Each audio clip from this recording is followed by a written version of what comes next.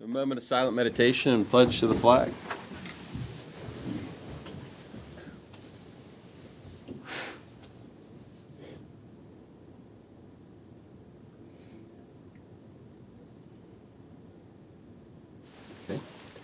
I pledge allegiance to the flag of the United States of America and to the republic for which it stands, one nation, under God, indivisible, with liberty and justice for all. All right, call this meeting of the Monongalia County Commission to order. It's December 3rd, 2025. A little after 10 a.m., all three commissioners are here. We'll begin with our consent and approval with our administrator, Renetta McClure. Good morning. Morning. Morning. We have 5 exonerations to approve, $727.71. Minutes for November 26, 2025. Vouchers, General County, $220,006.68. Chestnut Ridge Park, 72012. Camp Muffley, 500. Mason-Dixon Park, 303.99. Mon County Center, 1,609.10. Opioid Settlement Fund, $64,380.14. Star City TIF, $223.75. Purchasing card vouchers, General County, $5,234.53. Home confinement, $8,596.91. Mason-Dixon Park, $126.71. Mon County Center, $414.97. Assessor's valuation, $275.45. ARPA, $5,505 for a voucher total of $307,897.35. We have no budget revisions to approve this morning. Position vacancies for boards and authorities is listed on the county's website, and fiduciary orders for December 3rd, 2025. I move to approve the consent items as presented. Second. First and a second, all in favor? Aye. No additional fiduciary items? No, sir.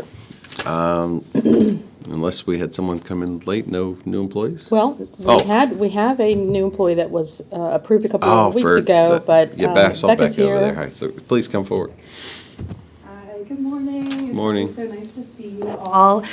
So we are excited. I'm here to introduce our new employee, Carmen Fulmer, started on Monday as our Monongalia County Family and Community Development Program Coordinator. So I wanted you to meet her. I wanted you to see her. She's off to a great start, and I'm thrilled to have her on board. So she's going to Great. tell you a little bit about her background. Wonderful. Thank you. Thanks, Becca.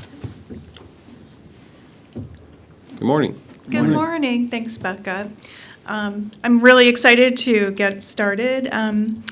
I am a lifelong resident of Monongalia County. I grew up in Brookhaven, and I currently live just over the hill from Saberton. I worked for many years in disability services, serving the community, adults and children with disabilities. And I'm just so excited to be able to bring some of my knowledge to this amazing team so we can serve the community at large. So thanks very much. Great. Well, welcome. Thank you. We're happy to have you. All right, no other employees. We'll now open comments from the public. So open the session. So basically, if you have something to say, you come forward, state your name and address, 2 to 3 minutes to state your piece, and we will not respond. Maybe we'll address your comments in our closing comments of the day, but there you go. Good morning. Good morning, Commission. Good morning. My name is Justin Musser. I live at 858 East St. John Street here in Morgantown, West Virginia. I am the IT administrator at the PRT for WVU.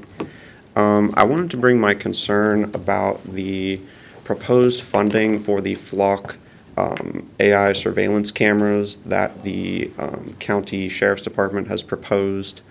I'm not very sure if you're aware. I had heard that they talked and discussed with details about how that sort of system works, but I have some major technical, security, information, and cybersecurity concerns about this proposed system. I know that Marion County is currently using this system and that they had been successful in solving some crimes with it and things like that, but my main concern is with the sort of systemic overreach that the departments that have installed these cameras have experienced. There have been a lot of issues in terms of like mass requests for the data from these cameras. So as you are aware, these cameras work by detecting not just license plates, but additional information about the vehicle, so sort of like a vehicle object. So you'd get the type of vehicle, if it's like an SUV, truck, car, color, make, model, that sort of stuff. It sort of builds almost like a digital footprint of every vehicle that would be passing these cameras. I feel that this sort of intense surveillance of everyone in the county is sort of a massive overreach for what I think would be considered like something that would be reasonable. And a lot of the issues that I have with this are with sort of the unchecked nature of the access to this information. So, for example, like with a regular license plate reader system, the only information you're going to have is the license plates. That's going to be like the plate number and then the picture of the plate. You're not going to be able to search for something like that. But if anyone in the county who had access to this flock camera system wanted to search for anything about any vehicle that had passed through the county, they can do that without any problems, without any probable cause, without any judge's order, anything like that. The sheriff's department would just have to give them permission to do so. And by default, a lot of these installations share information across the country. So you're going to see police departments all across the nation having access to these sorts of cameras. I feel that West Virginians highly value their privacy, and for me, this is a very concerning overreach in terms of the privacy of the people of the county and just sort of the potentials for misuse of a lot of this data. Flock themselves also retains 1% of their images for training their AI models. So the sheriff's department, although they technically don't own the data, they're leasing that information from Flock, the company. There are a number of issues with the way that they sort of contain that data, the way it's stored, who has access to that data. There are also technical issues with their platform. Flock camera hardware uses something called Android Things 8.1. It's a very outdated operating system that stopped receiving security updates in 2021. It's something that if hardware vulnerabilities are found with that operating system, people would be able to access that information. There's not going to be any patches that come out for it. Like with Windows updates, if there's a vulnerability where, someone could gain remote access to a system, that gets patched. But with these proposed cameras, that's not something that would happen. So I have some extreme concerns about that stuff. I had reached out to Mark Ralston at the County Sheriff's Department, and he was unable to provide me with even a base technical information security or really answer any questions at all that I had about the proposed system. And so that was extremely concerning to me as someone that would be responsible for that type of project if we were to do something like that at the PRT. It was just something that I was extremely disappointed in, and I wanted to make the council aware of all of that. And I wanted to just express my concerns about this type of system being implemented here and urge the council to either consider redoing the vote for that or whatever you would need to do to sort of take a step back, maybe do a cybersecurity review of the company, see what we need to do to make sure this is the right thing for the residents of the county. Okay. Thank you. Thank you very for your much. information. Anyone else for public comment? No? With that, we will close public comment. Moving on, Grant's calling, do you have anything? No? On to correspondence. Renetta? I actually don't have any correspondence. Sean? Nope. Tom? Nope. No correspondence. Seeing no unfinished business, move on to new business. Consideration to enter an order by the county commission which would modify the boundaries of the University Town Center Economic Opportunity Development District to add a parcel of land to the district which is currently under development and remove 3 tax parcels of undeveloped land from the existing boundaries of the district. I move to approve the order as presented. Second. We have a first and a second discussion. And for the public's knowledge, this would include the new Raising Cane's that is close to opening up at the UTC. This is in regards to the sales tax district, and has nothing to do with the property tax district. So these are dollars that would come back to the district as opposed to going to Charleston. The way the legislation worked is we have the ability as a commission to approve these. We just have to notify the state, and we also have to, for a parcel taken into the district, you have to take the same amount of property out of the district, which is the reason for the 3 tax parcels that are being removed. Great. Anything from you, Tom? No. So this essentially doesn't affect any of the local monies that would Right. stay, that would be part of the, that district that's not currently engaged in a TIF, correct? Because that TIF is done on that parcel, or is it still? Doesn't affect the property tax. Yeah, Yeah. that's what I mean. Yeah, it doesn't affect the property. Right. Okay. We have first and second. All in favor? Aye. Moving on, consideration to approve requisition number 112 for the University Town Center Excise Tax District Administrative Expense Fund. The requisition is for $3,112.50, and that is Municap's invoice for November. Move to approve requisition number 112 for the UTC Excise Tax District Administrative Expense Fund. Second. The first and a second. All in favor? Aye. Next, consideration to approve requisition number 31 for the University Town Center Series 2023A Property Tax District Administrative Expense Fund.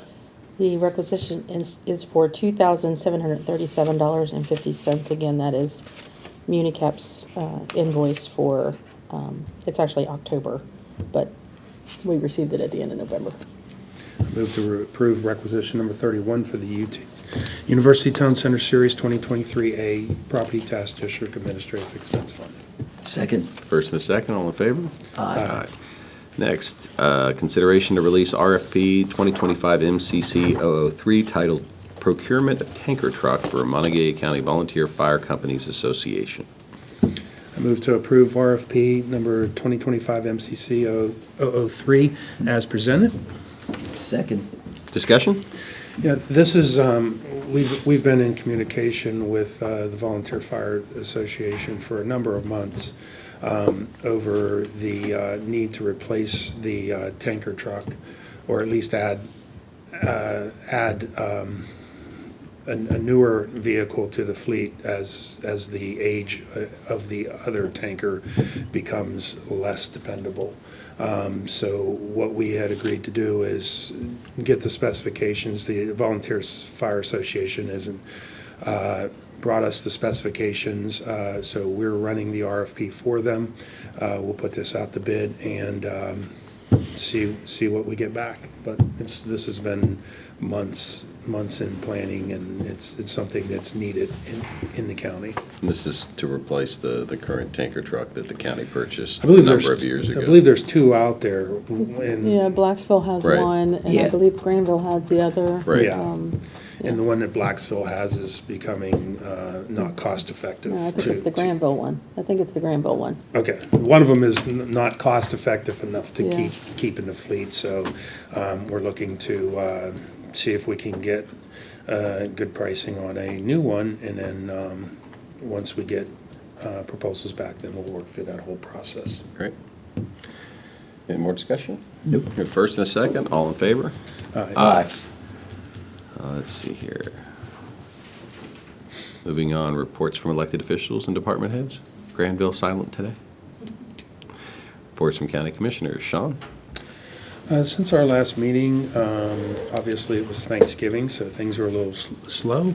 This week, things have picked up. On Monday, we had a couple project calls regarding the Exit 155 project. Yesterday, the administrator and I had our monthly HR line tag up. I had intended to be at the Woodburn lighting, but just I ran out of hours at the end of the day and missed it. But thankfully, Commissioner Bloom was there to represent us. Today's a regular day. There's our work session that we did have today, 11 o'clock, has been canceled. So we have no work sessions, and I have an audit committee meeting later this afternoon. Tomorrow we have our quarterly jail bill meeting. On Friday I have a Comcast project update and a local broadband team update. On Monday and Tuesday I'll be participating in the WV Corp board meetings. And that's all I have to report.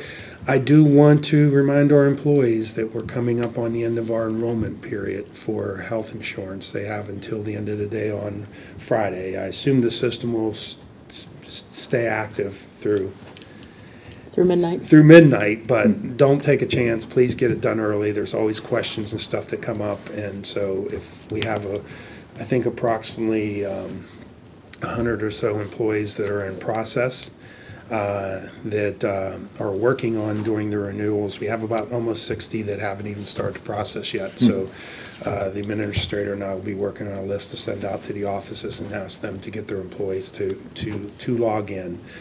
Even with our new employee that was here, I quickly looked and she's in process. So we have employees that aren't even. She finished it yesterday, so. Okay. Yeah, at Well, some she's point. still, yeah, as of this morning, she still shows in process. Oh, So okay. anyhow, we need to get that done. It's been a long process, and it's been I think we'll all be happy once we get through the end of the open enrollment.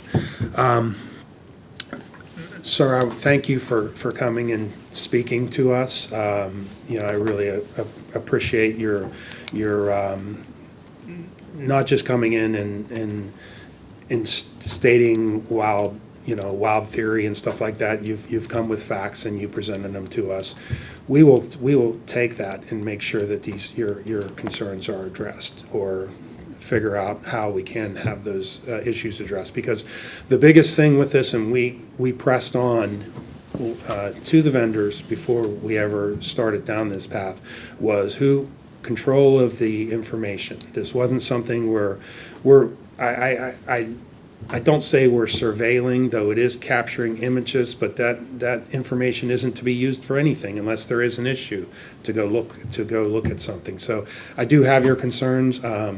I've been right on the fence as far as this issue, but I do see there's if used and controlled correctly, there's good that could be had from this. And after each of our meetings where we've discussed this, I've had healthy debates with a lot of people on different sides of the issue. And we appreciate and understand your concerns, and we will certainly make sure that they are addressed. If you would, I'm not a technical person, but if you would, I would ask that if you put your concerns down to notes and can send them to me, I will certainly make sure that I get with the IT people, our IT people, have them interact with Flock's IT people, and make sure that how do they address those concerns. And would be happy to do that. Again, I think your concern, our concern, is the privacy and safety of our citizens. So we have to weigh privacy and safety, but we certainly don't downplay our citizens' rights to privacy. So if I can give you my card with my email address, if you send that to me, I'll certainly run it up the chain and see if I can get or demand real answers to your concerns if you have raised, because what you have raised is very convincing and clear, and it's obviously you have a background to speak to that subject matter, so I really appreciate your input. Thank you. Yeah, Mr. Mustard, agree. I happened to turn on the TV last night and watched your presentation, so I assume you would be coming to us tonight. I agree with Commissioner Sikora. We were very adamant on who, and I believe it's only 3 individuals that are even will be given the process to actually oversee it. My concern then also was, even if there were requests, what would be the procedure and the possibility. I agree with Sean. Your questions need to be answered. We don't have the expertise, but if you could put them in writing, I think that would be really helpful. Unfortunately, for you, I mean, we've already decided, and we funded the first of 3 years of the process. It's also a program that nationwide has positive and negatives. We are very careful of how it's going to be used, and I was very concerned about the overreach, and that was, I think, the biggest discussion we had. But I appreciate you coming forward, and we will try and answer your questions. Some of them, as I listened, I had no idea, and I thought, I hope he came today so we'd be able to give you some sort of response. But I do appreciate that. The second thing is, last night I was at the WVU Woodburn Lighting, and I was proud to represent the 3 commissioners. I got to speak with President Benson, and ironically, he turned around and said, "Well, isn't it great to see all these people? Wouldn't it be nice to have the Grumbine Island closed?" And I said, "It really is." And I said, "However, you've not seen the traffic that it's caused." And I said, "We still have a north-south that went around." But it was neat, and I think the bottom line is that we need to do something in that area, and, but it was, he wanted to make sure we got to see what it looked like with all the people. Tell President Benson we're working on him. Yes. But it was, it was amazing. I mean, to see that many people, and, you put 1,000 students, and you put snow, you would have a couple snowballs. No. But once it was asked, it was completely stopped. It was, everyone was having a fun time.